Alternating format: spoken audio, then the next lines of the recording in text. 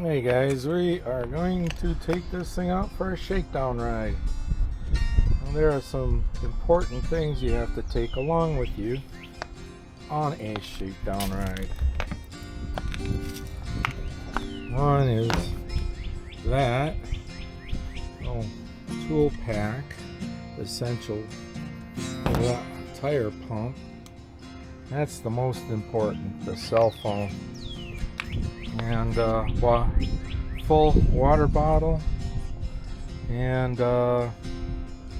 little pack for an inner tube, and that's about it. I should have enough stuff to, if I need to make adjustments on the road, we can. So we are gonna head out.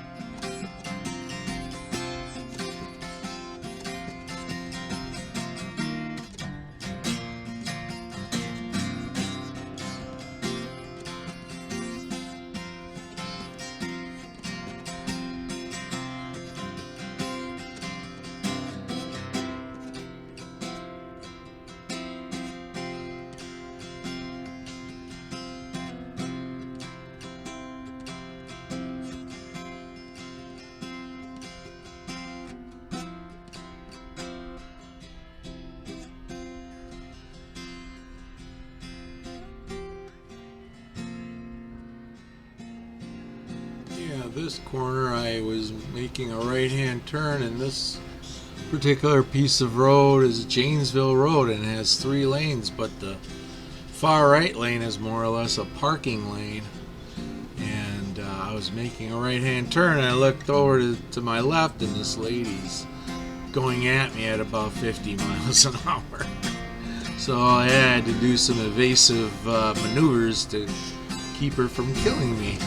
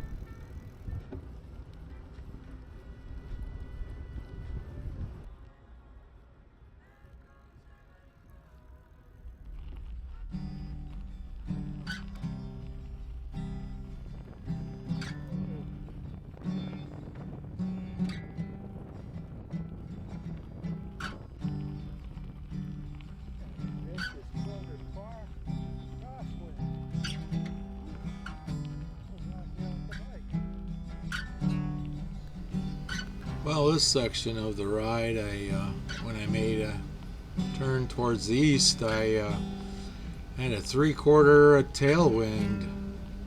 It just about pushed me over. The wind was from 20, they said 25 to 40 mile an hour gusts. So when I came around that corner, I didn't expect to get knocked over by the wind. But this is a section of the gravel trail in Muskego. It's about, well, it depends on where you get on it. And you can go all the way down to Big Bend. And it goes all the way to Franklin. And that kind of dumps you out there. Unfortunately, Wisconsin bike trails, they're usually trails to nowhere. It's stupid. Most cities, they make actual trails where you get to places, and these guys, it's out and back.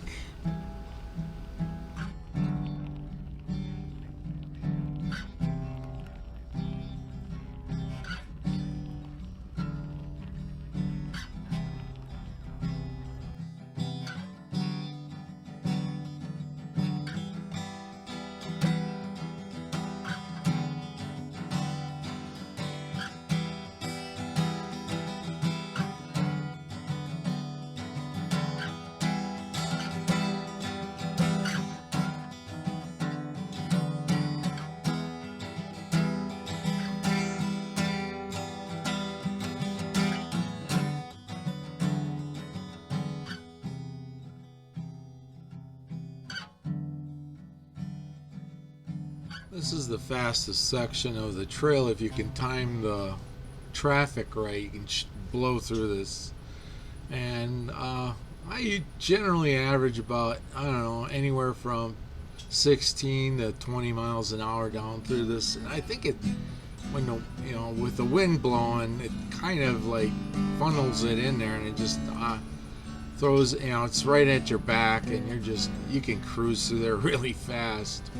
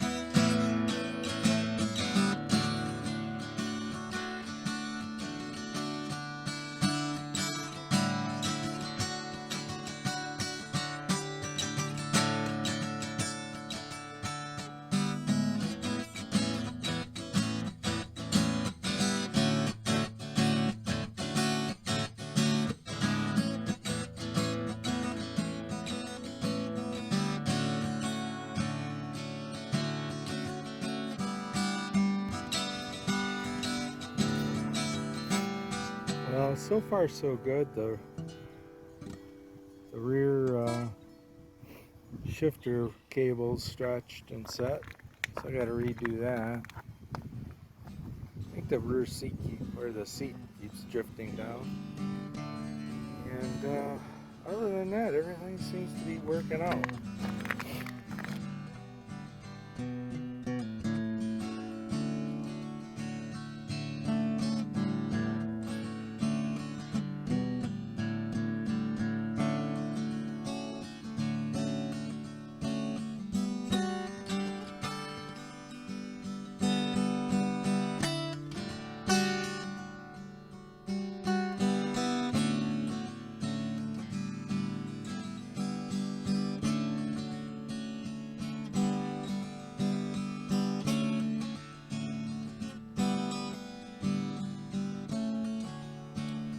The historical significance of this trail is this used to be the Milwaukee Lighting, Coal, and Traction. The traction was part of the, I don't know, they call it they had a train go through there. It went from the south side of Milwaukee all the way out to East Troy. And I think it went all the way out to Elkhorn too. And it would drop people off at various lakes to go swimming in the summer. I guess it was kind of a neat thing. It stopped in I believe it was stopped somewhere in the 1950s, 53, 54. They stopped doing it, and because cars were prevalent all of a sudden. But that's the significance of this really cool trail. There's a lot of little hints and things from the past where you see these little buttresses, and where they had like a house there for the gatekeepers and stuff.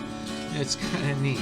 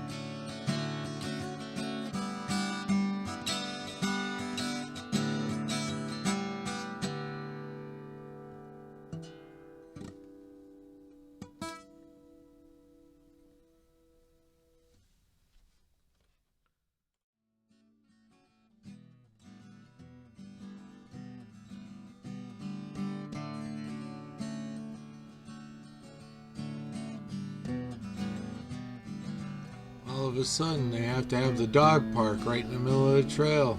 Great.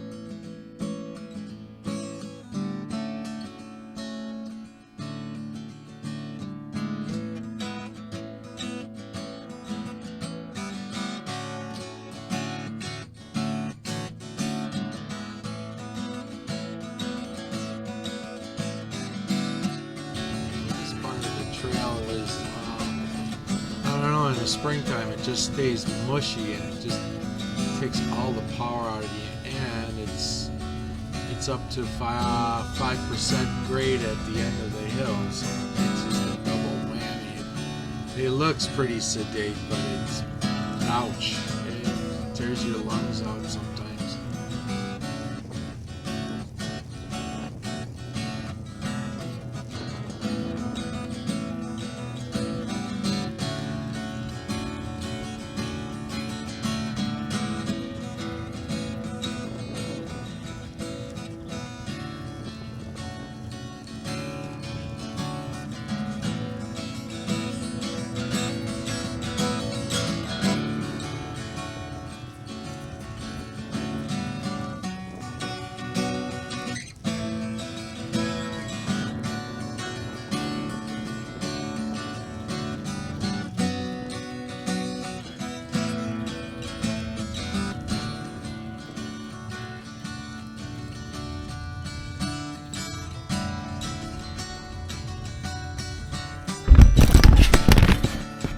Oh, bloody hell.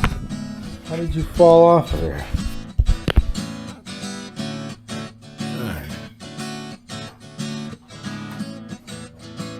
Okay, we got my final thoughts on this Haro build. I think I accidentally made a bike packing bike because the gearing is set up for bike packing.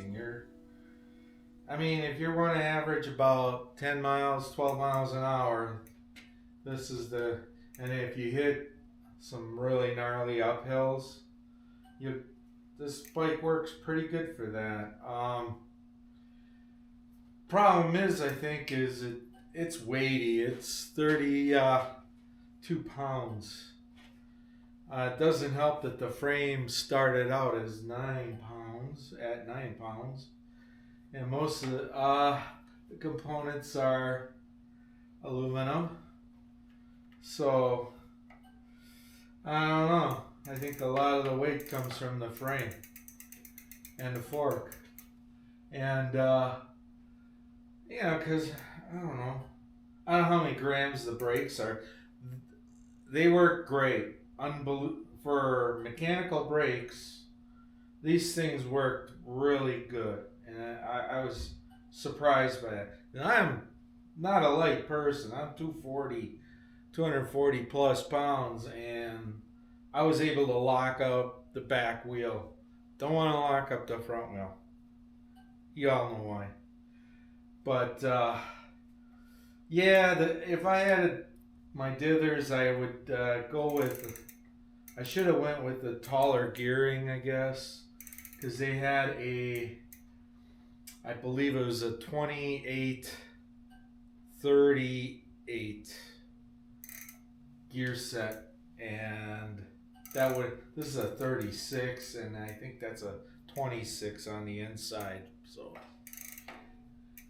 So other than that, it was a really smooth riding bike. I really enjoyed the ride on it.